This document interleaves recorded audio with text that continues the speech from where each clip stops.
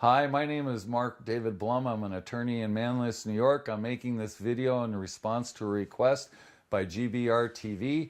I hope it is everything that you wanted. Everything else that you're looking for is attached in the email through links to YouTube and elsewhere. Whether it's a criminal case, a divorce, family court, civil litigation, it doesn't matter. I enjoy the combat of the courtroom. I consider myself a warrior, and the courtroom is my field of valor. It is where all my skills as a tactician and a puzzle solver and a salesman get to come out. I mean, I'm one of these people who looks at the Constitution and has read the Constitution and actually knows what it says and believe it says what it means or means what it says. There are people like Justice Scalia who would disagree with me, and if you people ever decide to sit us down together in a room, I will eat him for lunch because everything he argues is wrong.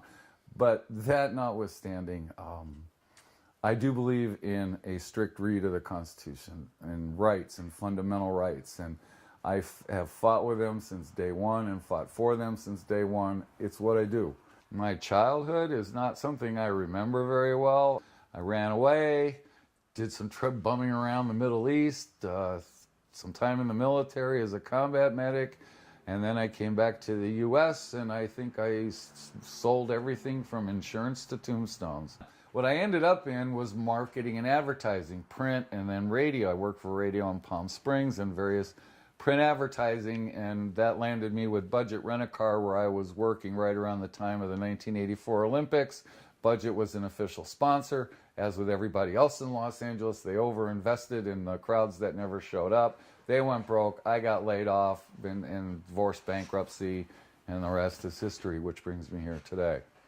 As far as the types of work I've done, I have never had a job in my life as a lawyer. I've never worked for anybody.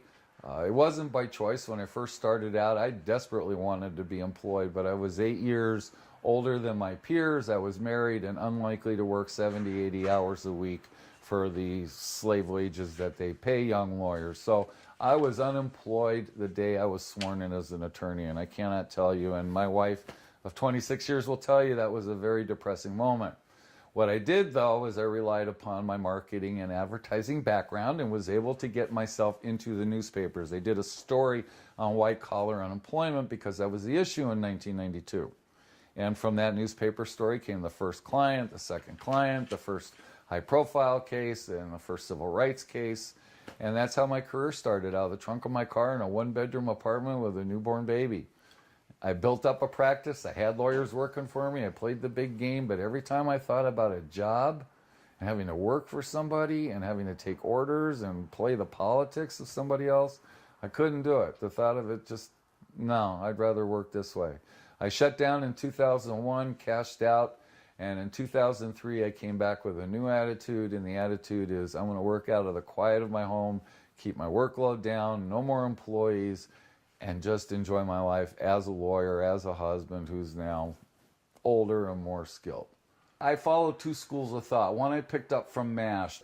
When you do charity, you do it anonymously because you don't want to embarrass the recipient. The other thing about charity is something Ronald Reagan said, and that is, it's amazing what you can accomplish when you don't care who gets the credit for it. So as I've moved through my career over the last 20-something years, I have gotten people removed from office. I've changed entire cultures in police departments. I've changed the rules. I've changed the law. There's a whole body of rules in the federal courts up here in Syracuse that were written specifically because of situations that I've put them in. Oh, and I also hold the highest jury verdict for a First Amendment free speech case in all of New York in federal court. I was talking to a woman I work for who runs a center that helps poor children on the South Side. She was talking to me about how terrible it is that she would drive around and see children standing at bus stops in the cold of winter, when here it gets pretty darn cold, without jackets. And she didn't know how to solve it. And yes, one of the big, public service agencies can get involved and they could raise millions and millions of dollars, but nobody did. You know what I did? I gave her $1,000. I got my friends on the radio to hold a fundraiser and to advertise the promotion that she was taking in coats to give away to these children. That's a one-on-one solution that bypasses the established system and something that wouldn't be seen. I did some work with the rescue mission, and the topic that came up, the one thing that they needed most were the homeless people needed shoes. So I found a shoe store, I found a radio show that were promoted, and I set up a promotion where people would provide shoes. This is how I do charity. I sit and I listen to a problem and I find a solution. And if it happens to be in a bar or a coffee shop or on Facebook, if you check my Facebook page, my website, you'll see that I make myself very approachable to people. I have one-on-one conversations. A larger percentage of my business is coming from Facebook because I'm approachable, because I'll get a private message that says, hey, Mark, I have a legal question for you, and the next thing we know that we're having a conversation over coffee or a beer somewhere. Well, right now I'm working on what I consider the ugliest class of cases, and that is the situation where there is a custody fight and one parent makes allegations against the other parent of sexual abuse of the child. Those cases are horrible. Too many people have run for office on this platform of we're going to stop this and protect children, and so the rules in the system are so onerous to anybody who's accused.